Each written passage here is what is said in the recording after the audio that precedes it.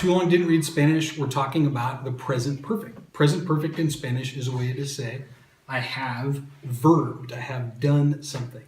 And it has two things in it. Number one, it has the verb haber, and then number two, we're going to have a participle onto the end of that bad boy. Here are the present tense forms of the verb haber. Has, ha, hemos, han. If only there were an easy way to remember that. Whoa, hi, who are you? Lisa. And why are you here? I'm trying to think of a way to remember he has a hemos on. Do you know what Mr. Bracco is wearing today? No, I don't remember what he's wearing. I believe he has a hemos on. He has a hemos on? What is that? Oh, we can use that to remember. Thank you. So to remember those present tense forms of haber, just think about what my friend said. He has a hemos on. So you can say that this person who has no arms or legs or face has hemos on his shirt. He has a hemos on. Has, a, hemos on. Just a silly way to remember the present tense of haber. Participles. If a verb ends in AR, you're going to take off the infinitive and add ado. So if I have a verb like hablar, it's an AR verb. I'm going to take off the AR and then add ado. So if I wanted to say, I have spoken, he hablado. For an ER or an IR verb, I'm going to change the end to ido. So if I have a verb like comer, so I'm going to take off the ER and add ido. The present perfect is used in two different situations. The first one is if you have an action that's continuing.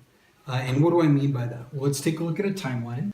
So to know if something's a continuing action, in English, what we say a lot of the time is something like this. So this week, this year, I have gone swimming.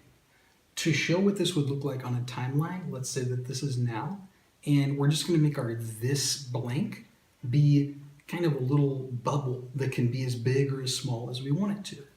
So if I just wanted it to be today I have gone to school, it's just going to be like a little dot like that.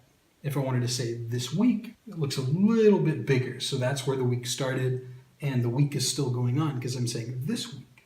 If I said this month, it's even bigger. So this month I have eaten a lot. Este mes he comido mucho. And if we could even do it longer than that, this decade. But here's some examples of a continued action. So if I said something like, this week, esta semana, has comido. You've been eating this week. The week is still occurring. Este mes, hemos bailado. We have danced.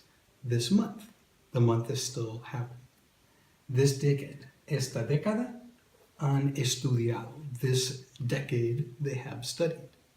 Now, what we do to put this into the past would be to say instead of this week, we would say last week.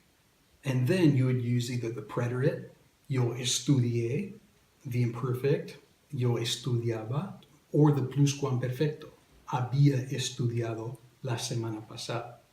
The second use for the present perfect is if something has continued relevance in the present.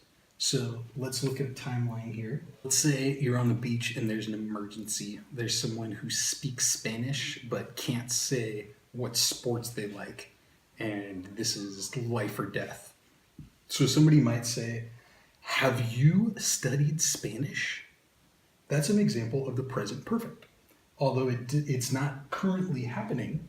Maybe you studied Spanish, but you stopped studying Spanish a while ago.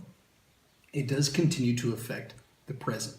So the way that I put this on timeline is think of the movie Inside Out, when the characters had to go to the past to retrieve a memory and then bring it to the present. This is how I like to show that. So just think of like a claw machine, and you go,